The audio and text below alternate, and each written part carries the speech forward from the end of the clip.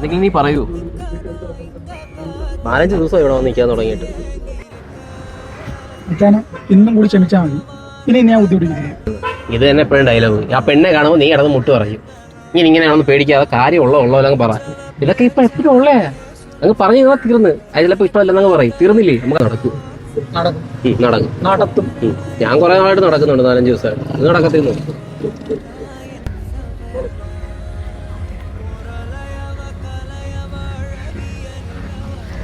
എന്തോ